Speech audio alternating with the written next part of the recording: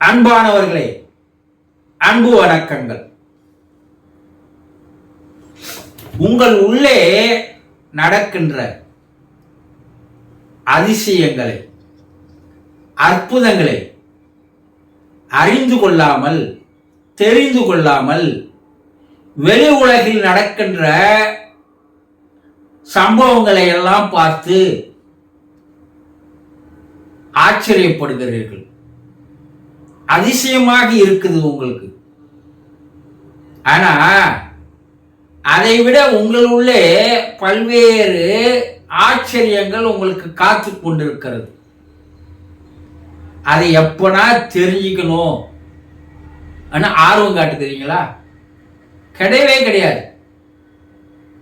உங்களை விட்டுட்டு புற உலகில் இருப்பதையெல்லாம் கண்டு ரசித்து காலத்தை நீங்கள் கழித்து வருகிறீர்கள். அப்படி என்ன குருஜி எங்களுக்குள்ள நடக்குது நீங்க கேட்கலாம். கனவு காண்றீங்கல்ல? ஆமா, உலகில் எல்லா மனிதர்களும் கனவு காண்கிறார்கள். கனவு காணாத மனிதர்கள் இல்லை நீங்க சொல்லலாம். கனவு காண்றீங்களே, அந்த கனவில் உங்களுடைய வீட்டை விட்டு, உங்களுடைய படுக்கையை விட்டு வெளியே போய் வெளி உலகில் எல்லாம் சுற்றிவிட்டு பல காட்சிகளை பார்த்துவிட்டு பல பேர் பேசுவதை கேட்டுவிட்டு ஒரு 40 நிமிடத்தில் இங்கிருந்து வெளிநாட்டிற்கே சென்று விட்டு திரும்பி வந்து உங்கள் உடலோடு சேர்ந்து விடுகிறீர்களே, இது எப்படி நடக்கிறது? நீங்க படுக்கையை விட்டு எழுந்துக்கல. உங்க படுக்கையின அறையினுடைய கதவுடைய உள்தாப்பால் போடப்பட்டிருக்கிறது. வீட்டினுடைய முன்கதவு உள்பக்கம் பூட்டப்பட்டிருக்கிறது இல்லையா? அப்ப யார் எழுந்து வெளியே போனது, சுற்றி பார்த்தது, பல காட்சிகளை கண்டது, பார்த்த இடங்களுக்கும் போய் வந்திருக்கீங்க, பார்க்காத இடங்களுக்கும் போய் வந்திருக்கீங்க, உள்நாட்டில் எல்லா இடத்துலையும் சுத்திட்டு வரீங்க, வெளிநாடுகளுக்கும் போய் வரீங்க. ஒரு 30-40 நிமிடத்தில் அது எப்படி உங்களால் வெளிநாட்டுக்கெல்லாம் போய் வந்துட முடியும்? எப்பனா நீங்க யோசனை பண்ணி பார்த்துருக்கீங்களா? சிந்தித்து பார்த்துருக்கிறீங்களா?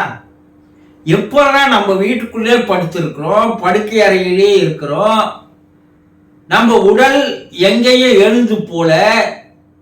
அப்ப நம்முடைய உடல் வெளியே போகல. ஆனா அப்ப யார் போய் பார்த்துட்டு வந்து காலையில எழுந்து நான் கனவு கண்டேன் சொல்றீங்களே மற்றவங்க கிட்ட? சரி, நீங்க கனவு கண்டீங்களே, அந்த கனவை விலாவரியா சொல்றீங்க. ஆனா எப்படி இது சாத்தியம்? நம்ம படுக்கையை விட்டு அசையவே இல்லை, நம்ம உருவமோ உடலோ வெளியே போகல. அப்ப இது எப்படி நடக்கிறது கனவில், இந்த மேஜிக்?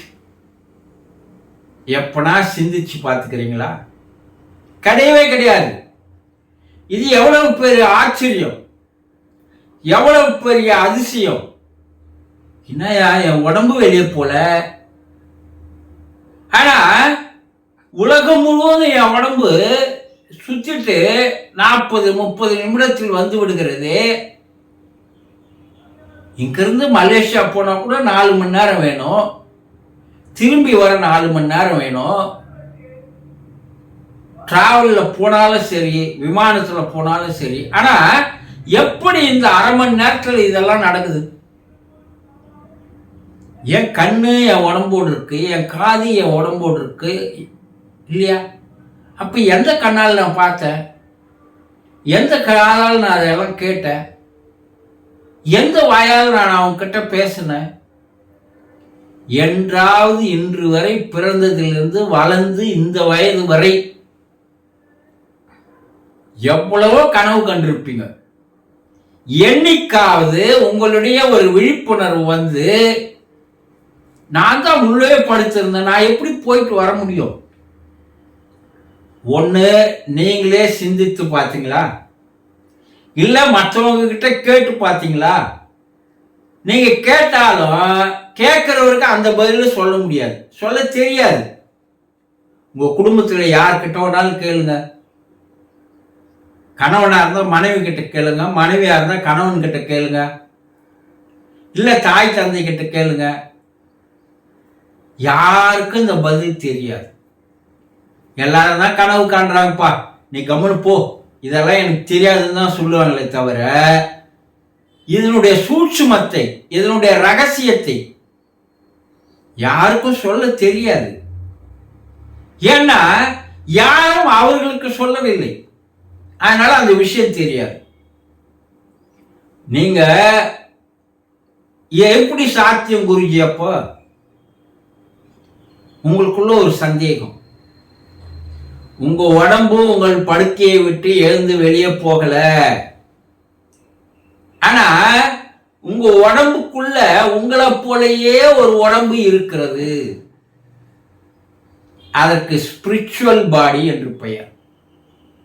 அதை ஆன்மான்னு சொல்லலாம், ஆத்மான்னு சொல்லலாம், ஆவின்னு சொல்லலாம், ஜீவன் சொல்லலாம், பல பெயர் வைத்து அழைக்கிறார்கள் சித்தர்கள்.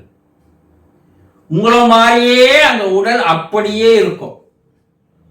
அதற்கும் கண் இருக்கிறது, காது இருக்கிறது, வாய் இருக்கிறது, எல்லாம் இருக்கிறது. அந்த உருவம் நீங்கள் எப்போது ஆழ்ந்து தூங்குறீர்களோ ஆழ்ந்த உறக்கத்துக்கு வரணும். அப்பதான் அந்த ஆழ்ந்த உறக்கத்துல என்ன, நீங்க எப்படி கேட்கலாம், ஆழ்ந்த உறக்கம் என்பது செத்து போன நிலை.